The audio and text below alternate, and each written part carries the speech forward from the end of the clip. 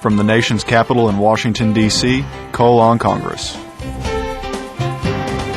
The program discussing national issues that affect Oklahoma.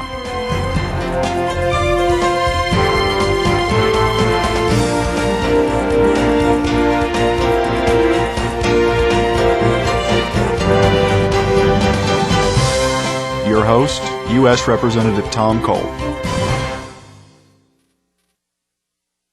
Thank you for joining me today for another edition of Cole on Congress. Recently, I had the opportunity to visit with many of you in a series of local town hall meetings across the 4th District of Oklahoma. One of the major concerns that came up frequently at each visit was the country's current health care programs. There's no doubt that health care, and especially programs like Medicare and Medicaid, are important to millions of Americans. Today, we're joined by my friend and colleague, Congressman Phil Gingrey of Georgia. Prior to being elected to Congress, Congressman Gingrey was a practicing physician for more than 25 years, so he has a very deep base of knowledge about health care issues. In Congress, Congressman Gingrey is someone who many of us rely on and turn to for leadership and advice when it comes to health care issues. We're happy to have him on our show today and hear what he has to say about the future of health care in America. Congressman Gingrey, and I'm going to call you Phil if I can. You better, Tom. Okay, thank you for joining us here today and bringing your expertise. Let's just open up with a broad question. There's lots of issues involving affordability and access where health care is concerned today. What do you see as the major challenges the country's facing in those areas? Well, Tom, clearly the major challenge is the fact that there are 45 million of our fellow citizens who don't have any coverage. And a lot of them, in fact, the majority are working. They have jobs, but they just cannot afford, or maybe the employer doesn't offer that. So I think that clearly is a major challenge. And it goes back, of course, to back in the age of wage and price controls. I guess we're talking about the late 30s, early 40s, that companies wanting to hire talent would wrest them away from a competitor by offering a very generous health insurance program. So that's where we got to the situation where most health insurance, it wasn't provided by the federal government, provided by employers. But I think we need to move away from that system. Maybe we can talk about that later in the show, about the opportunity for people to actually own their own health policy so that when they leave a company, either voluntarily or involuntarily, they don't lose their health insurance. Well, let's actually talk about that right now for a little bit. The President has put some interesting ideas on the table in terms of applying the same benefits in terms of tax deductibility for people that folks that get health care through their programs worth. Is that a good idea? Would that help expand the number of people that could have health care? Oh, I definitely think it's a good idea, Tom, because what the President's proposed is a $15,000 a year deductibility for a family policy and a $7,500 deductibility for an individual. And if somebody wants to get a more generous, if an employer wants to provide even a more generous coverage for a top executive, then they're going to have to pay taxes on that health care benefit over and above $15,000. Why did he pick $15,000? Because when you look at the average cost of a family policy or the average cost of an individual coverage, it's $7,500 and $15,000 respectively. So I think that's good, and that way people actually own the policy. Then, of course, the question comes up, well, yeah, but how about those who the employer the last year didn't offer health insurance, or the employee, even if the employer offered it, couldn't afford to buy it? That's when you have to get into this issue of, and I don't know how you feel about it, but people have talked about refundable tax credits to those who can't afford, and that could be $2,500 for an individual or maybe $5,000 for a family. So I think that is the way to go, though, to make sure that we have universal health care coverage that remains in the private market and is not entirely run by the government. They already run 2/3 of it, so we want to keep it market driven. No, I think you're exactly right about the idea of a tax credit, because we all know there are people that tax deductibility, quite frankly, won't help. Yeah. And of course we wrestle with those tough decisions here about what we can afford to pay for as opposed to what we'd like to have. But some way to put this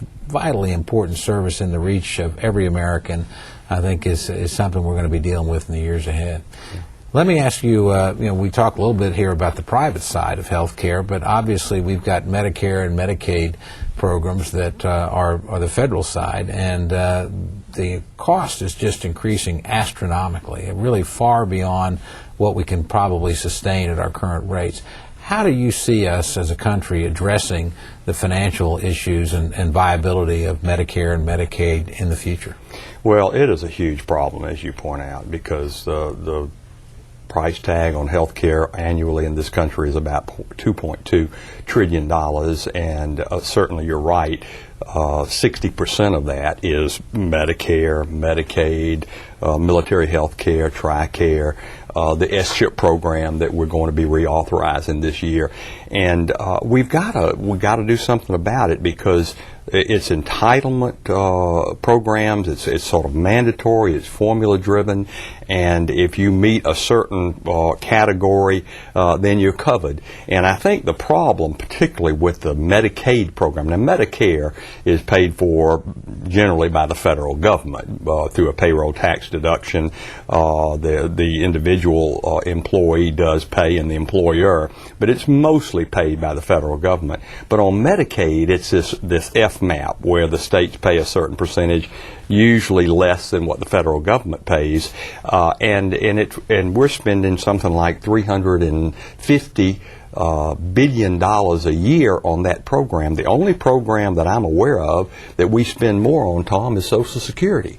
And these programs, literally by the year 2050, 20% of our federal expenditure is going to be on these programs, and we've got to rein them in. There's just no question about it. What are health care in America seems to be much more expensive. It's certainly of higher quality than probably any place else in the world, but it seems to be much more expensive than in other countries around the world. What are the factors you see that drive that, and what are the things we ought to be doing to try and hold them in check?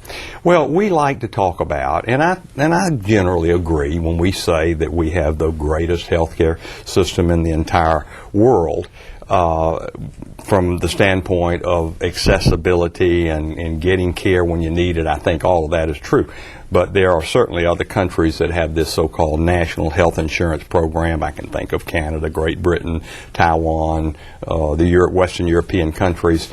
But they ration. I mean, they provide it from cradle to grave, but their taxes are much higher than ours are, and there's a long queue to get so-called non-emergent care, and people don't like that. So from that perspective, we might have the best system, but we sure don't have a very efficient system. And you look at the Medicaid program. If you describe, as you have many times in your town hall meetings, to the people in Oklahoma how the Medicaid system works, and I take that same white paper to Georgia, and it's entirely different, because we have waivers, you have waivers, and it would take a Philadelphia lawyer, and it does indeed, to figure out all this stuff. We need to simplify things like Medicaid, and we can do that. And I want to commend Governor Romney as an example in Massachusetts. Governor Romney running for presidential nomination on the Republican side. Governor Schwarzenegger out in California. My own governor, Sonny Perdue, has done some great work in revising Medicaid in Georgia. But I frankly would like to see us eliminate all these various and sundry waiver programs, because you can kind of get into some of the 50 states, not Oklahoma and Georgia, of course, but gaming the system. And that's something that we certainly could do. What about other underlying factors? Obviously, we have a very expensive civil litigation system in this country. Anytime I talk to my physicians, they always tell me about how much the cost of medical insurance is going up for the practitioner, and what that means in terms of prices. What are the sorts of things that we could do in other areas that are non-medical, so to speak, that might impact prices in that marketplace? Well, I'm glad you brought that up, because there are a couple of things. Of course, you hit a nerve every time you mention to one of the physician members, and there are 10 of us in the House, 6 on the Republican side, 4 on the Democratic side, and then, of course, your own, Dr. Coburn from Oklahoma. was an esteemed House Well, I know member. it must and now be in the getting Senate. tough out there when all you guys are running for Congress now, so it must be tough to be a doctor. Well, it is tough, quite honestly, Tom. It is tough. And the tort reform issue is big. And, of course, now our businessmen and women are seeing it. The same thing that we have really suffered under for many years in regard to these frivolous lawsuits. And that's why we tried and did succeed to some extent in class action lawsuit reform, because what happens a lot of times that an individual practitioner, particularly if he's solo or she's solo, and all of a sudden there's a lawsuit, but they know that they can defend it, but to defend it, they're going to have to take a month away from their practice. They're a solo practitioner, and they'll just throw in the towel and say, oh, settle it. Not realizing down the road that that makes them even more vulnerable to the next lawsuit.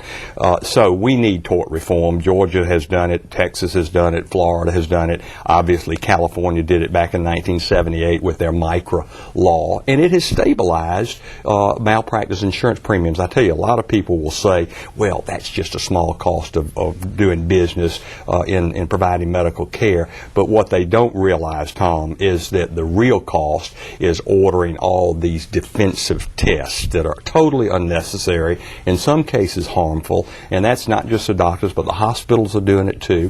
And the same thing now in businesses in regard to product liability and all of this stuff, and I reference class action lawsuits. I mean, so we need to address both of those issues. I'll tell you one other quick thing in regard to other things we can do, and that is we desperately need electronic medical records that are fully integrated, that there's no confusion about, I've got records, can they connect with somebody's records in Oklahoma if a Georgian is going out to the great state, to Muskogee, to hear some country music or whatever, and they get sick? By golly, doctors there need to be able to look online in a private way, making sure that the privacy under HIPAA is assured, and knowing what that patient who can't speak, if they've had a stroke as an example, what medications are and what they're allergic to. These are two big, huge things that will save us a tremendous amount of money in this What country. will it take to actually get systems like that up and running? Well, the federal government's going to have to drive that one, because as we pointed out in the earlier comments, that two-thirds of all health care is really federal driven. Medicare, Medicaid, military, we mentioned all of them. So you're going to have it driven from the top. Otherwise, you'll have all kind of vendors coming forward with products. They're not certified. They don't talk to each other, and you're just wasting a lot of money. We have to make sure that everybody meets the standards, and of course, under the Department of Health and Human Services, we have a national coordinator for health information technology. The acronym is ONCHIT, and we have funded that program, and the president has called for a fully integrated electronic medical record system by 2014. Tom, some of this controversy over Building 18 out at Walter Reed was all about the frustration, certainly with the cockroaches and that sort of thing in that building. But it was more that these military men and women who come back with, and sometimes severe injuries, maybe amputees, sometimes triple amputees, and they're frustrated because they want to have their situation adjudicated, whether that's going back into the military and continue to serve their unit, or getting a disability, a fair disability adjudication. And you can't, their appointments are not well coordinated. Electronic medical records, like we've got in the VA system, would take care of all that stuff. And that's a perfect example of why we need it. You opened up another area that I really hadn't intended to ask you about, but of course you serve on the House Armed Services Committee, as I do, and as a physician, have a special insight into the challenges that we have on veterans' health care, and obviously the care for our regular military. And we have had this recent scandal out at Walter Reed, where some of our best and bravest really weren't getting the kinds of treatment they needed. In your view, was that a resource problem? Were we not spending enough? Was it an administrative problem? What was at root of the causes of the problems we had in Walter Reed, and what should we do going forward to make sure they don't happen again? Well, I think probably, and it is, we could probably spend an hour getting into the weeds of it, and it's a little bit hard even for us to understand, and much less for them and their families to understand. But the system of granting disability is a little different if you're still in the active military, and you go before a board, and let's say you're judged to be able to continue to serve.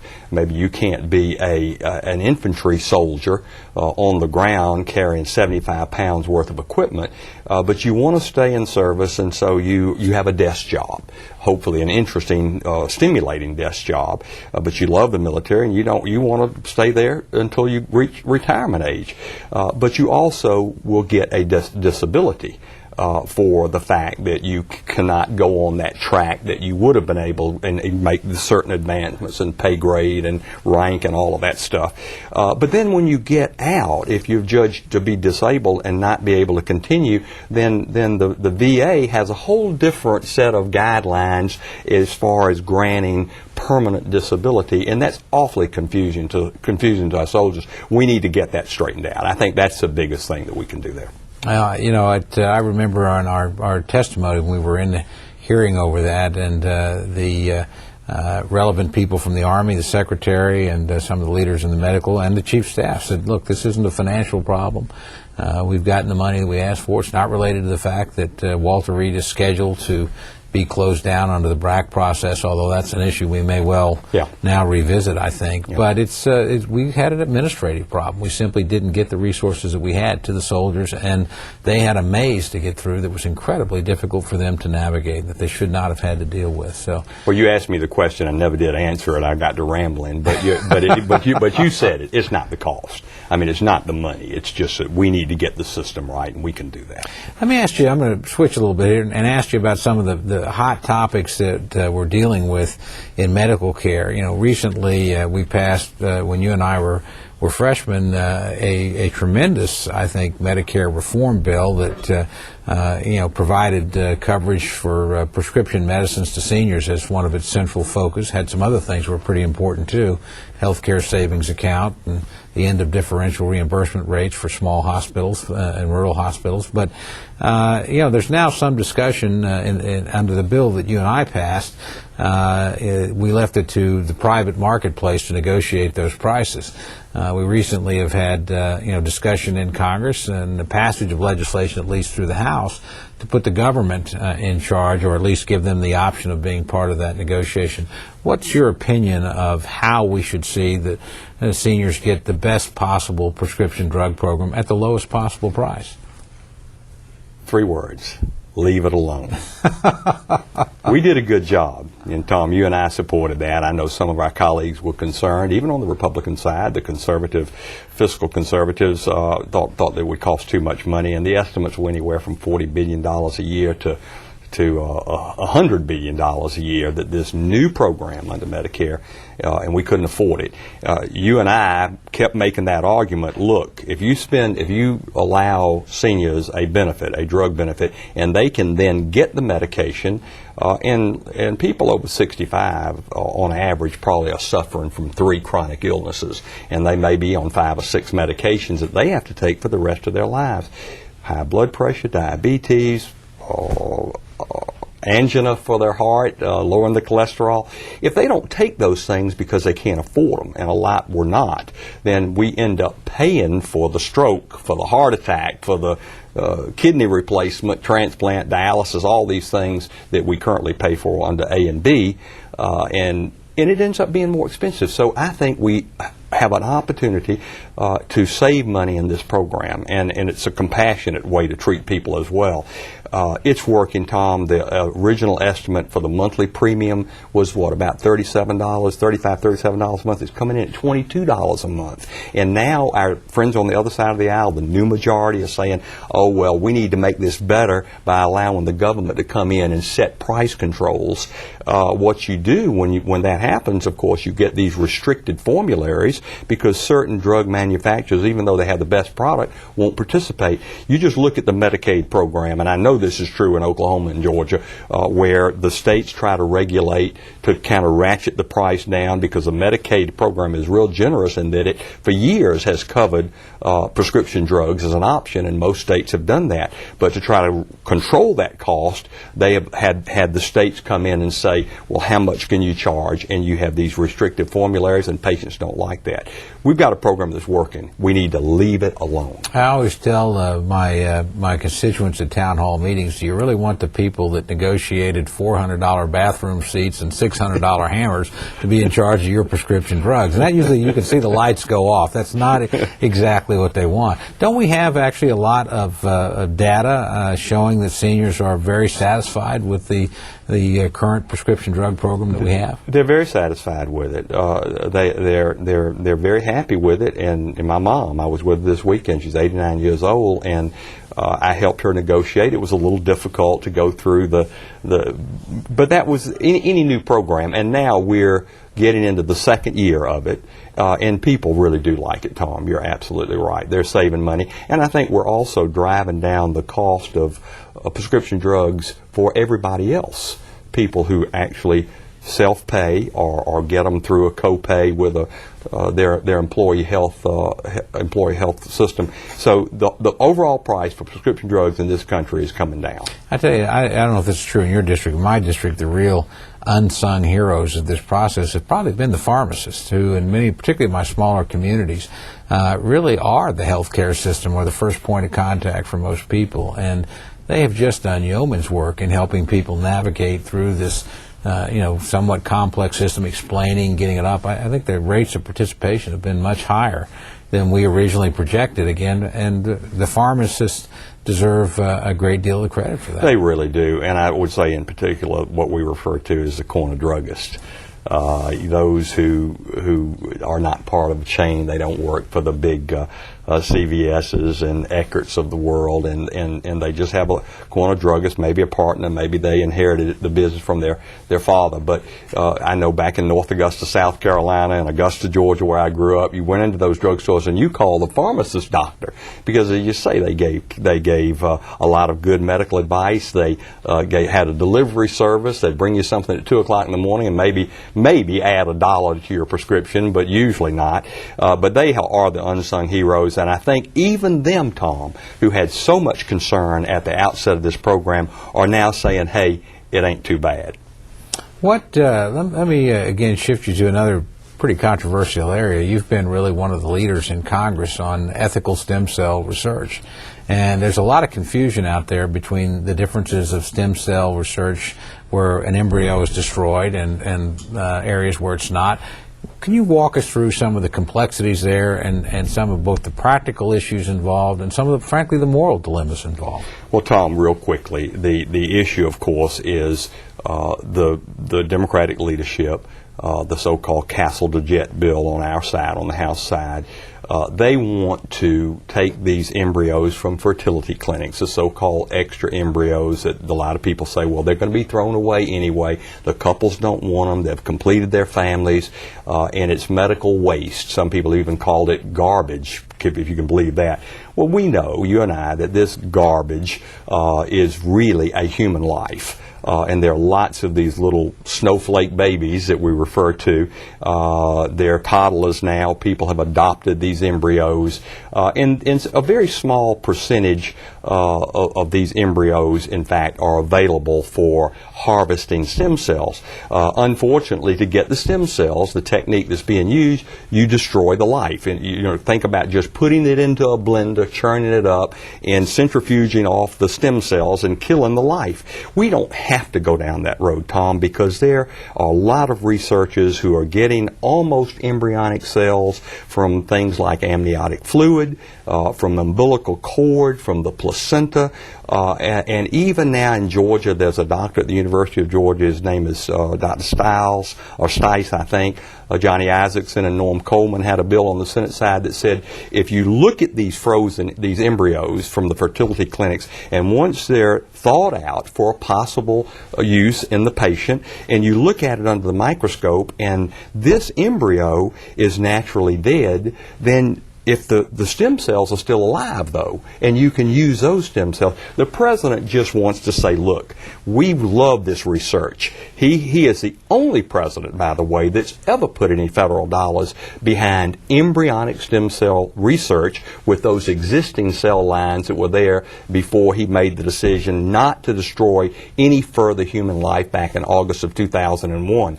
And all kinds of money, federal dollars, taxpayer dollars, have gone to fund adult stem cell research. The president is correctly saying, Tom, and you and I agree with this, why do we insist on doing something that has collateral damage when we don't have to have collateral damage? We don't do that in warfare. We target our attacks. We ought to be able to do the same thing in regard to this stem cell spending and get the same value. Pro-life and pro-choice community ought to be able to agree on that. No collateral damage if you don't have to have it. That is, no destruction unnecessarily of human life. You obviously have a little bit of passion when you come talking about medical issues, but tell me a little bit, if you would, Phil, about the unique role you play as a physician in Congress. You know, all of us sort of have a particular expertise. You and I have a good friend, John Klein, who was a 25-year Marine and flew Marine One for both President Carter and President Reagan. So when we start talking about military affairs, you and I pay a lot of attention to him because he's got a tremendous perspective. And obviously, I'm the only enrolled tribal member in Congress. I tend to have a little bit extra weight on those issues. But as you say, there's not very many physicians up here. And you must have many of your colleagues that come to you like me and ask you, explain this technical stuff to us, Phil, because we really don't understand it.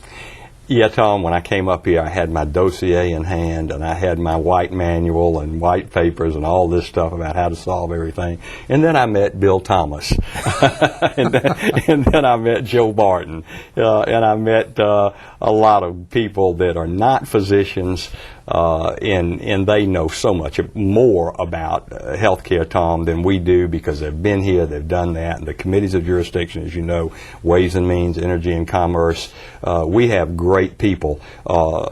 In addition, I think the physicians bring a lot to the table, and I've realized that among my colleagues on the Republican side, people like Tom Price and Mike Burgess and Charles Bustani and Dave Weldon and who else? I hate to leave anybody else out. Our good friend from Texas. Yeah, Michael Burgess. Michael, I mentioned. But we have a great group, and they're all very, very smart and have some great ideas. But then our governors are bringing us a lot of great ideas on health care as well. We've got about a minute left here.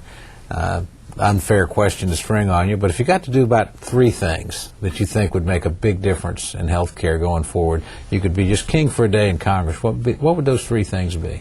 Well, Tom, I would, and I mentioned it early in the show, I certainly think that we've got to get this electronic health record system. This is hugely important. This saves lives, this saves money, this cuts down on lawsuits. Doctors don't make mistakes.